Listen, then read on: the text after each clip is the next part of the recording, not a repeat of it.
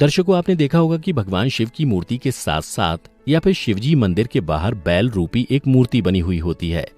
इस बैल रूपी मूर्ति को हिंदू धर्म ग्रंथों में भगवान शिव का सबसे बड़ा भक्त बताया गया है और इन्हें नंदी के नाम से जाना जाता है। हिंदू धर्म शास्त्रों में यह भी बताया गया है कि यही नंदी भगवान शिव के वाहन भी हैं। आज के इस वीडियो में हम आपको बताएंगे कि आखिर नंदी बैल भगवान शिव के वाहन कैसे बने और किन परिस्थितियों में नंदी शिव को परम प्रिय हो गए। नमस्कार दर्शकों, द डिवाइन टेल्स पर आपका स्वागत है। हिंदू धर्म के 18 पुराणों में से एक शिव पुराण के रुद्र संहिता में बताया गया है कि भगवान शिव का वाहन नंदी बैल उनके सबसे प्रिय होने के साथ साथ सभी गणों के प्रमुख भी हैं। ऐसा माना जाता है कि नंदी बैल भगवान शिव के ही अवतार हैं, जिसका वर्णन शिव पुराण के शतरुद्र संहिता में किया गया है। शतरुद्र संहिता में वर्णित कथा के अनुसार पौराणिक काल में शिलाद नामक एक धर्मात्मा मुनि हुआ करते थे। बुढ़ापा आने पर शिलाद मुनि को भय सताने लगा कि मृत्यु के पश्चात उनका वंश समाप्त हो जाएगा। तब एक दिन उन्होंने अपने पूर्वजों यानी पितरों के आदेश पर अयोनिज मृत्युहीन पुत्र की प्राप्ति के लिए देवराज इंद्र को कठोर तप कर प्रसन्न किया और वरदान स्वरूप उनसे ऐसा पुत्र मांगा जिसको मृत्यु छू भी ना सके। परंतु देवराज इंद्र ने ऐसा पुत्र देने में खुद को असमर्थ बताकर शिलाद मुनि से देवों के देव महादेव की तपस्या करने को कहा।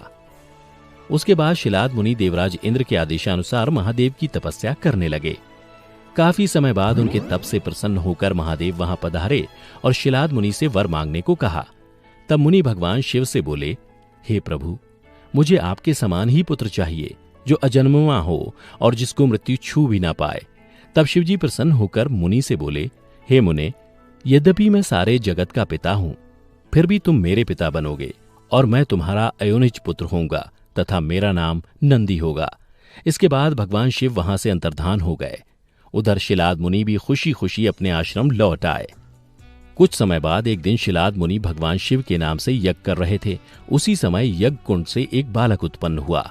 उस बालक के शरीर की प्रभा युगांतकालीन अग्नि के समान थी। यह देख शिलाद मुनि बड़े ही प्रसन्न हो उठे और भगवान शिव की स्तुति करने लगे। फिर मुझे लेकर वे शीघ्र ही अपनी पर्णशाला को चल दिए। फिर शिलाद मुनि ने उस बालक का जातकर्म आदि सभी संस्कार संपन्न किया। उसके बाद 5वें वर्ष में मुनि ने नंदी को संपूर्ण वेदों तथा अन्यान्य शास्त्रों का भी अध्ययन कराया। एक दिन की बात है, जब बालक 7 वर्ष का हुआ तो शिवजी की आज्ञा से मित्र और वरुण नाम के मुनि उस बालक को देखने आए। उन्होंने शिलाद मुनि को बताया कि आपका पुत्र नंदी अल्पायु है, इसकी आयु 1 वर्ष से अधिक नहीं है। उन मुनियों के मुख से ऐसी बातें सुनकर पुत्र वत्सल शिलाद नंदी को छाती से लिपटाकर दुर्खार्थ हो फूट फूट कर रोने लगे। तब पिता और पितामह को मृतक की भांति भूमि पर पड़ा हुआ देखा। नंदी शिवजी के चरण कमलों का स्मरण करके प्रसन्नता पूर्वक पूछने लगा, पिताजी, आपको कौन सा ऐसा दुखा पड़ा है जिसके कारण आपका शरीर कांप रहा है और आप रो रहे हैं? आपको वह दुख कहां से प्राप्त हुआ? मैं इसे ठीक ठीक जानना चाहता हूं। तब शिलाद मुनि ने नंदी से कहा, बेटा, तुम्हारी अल्पायु के दुख से मैं अत्यंत दुखी हो रहा हूं। तुम ही बताओ, मेरे इस कष्ट को कौन दूर कर सकता है? पिता के मुख से ऐसी बातें सुनकर नंदी हंसने लगा और फिर अपने पिता से बोला, पिताश्री, आपने मुझे भगवान शिव से वरदान स्वरूप पाया है, इसलिए आप चिंता ना करें, वही मेरी रक्षा करेंगे।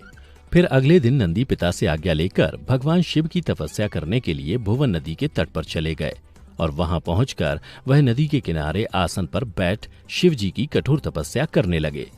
नंदी की कठोर तपस्या देखकर भगवान शिव कुछ समय बाद ही उनके सामने प्रकट हुए। परंतु जब नंदी ने शिवजी को देखा तो वो भूल ही गए कि वो लंबी आयु के लिए तप कर रहे थे।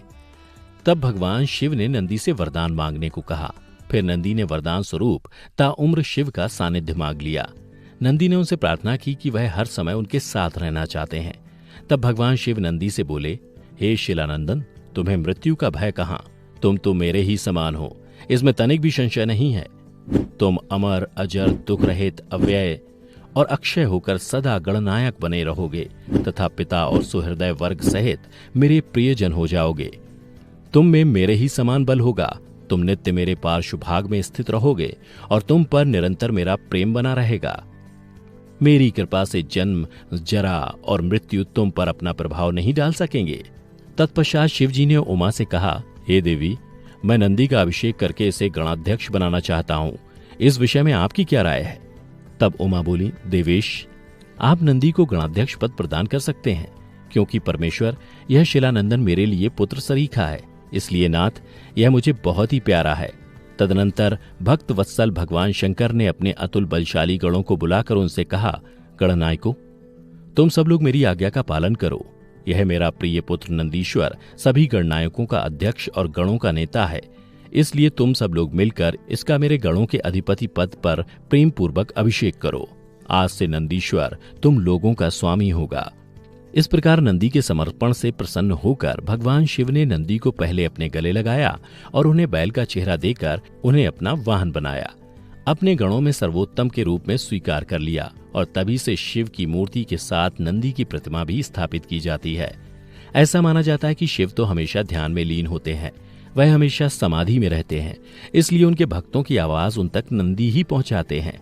इतना ही नहीं, शिव पुराण की माने तो नंदी के कान में की गई प्रार्थना नंदी की अपने स्वामी से प्रार्थना बन जाती है, और वह शिव को इसे पूरा करने के लिए कहते हैं।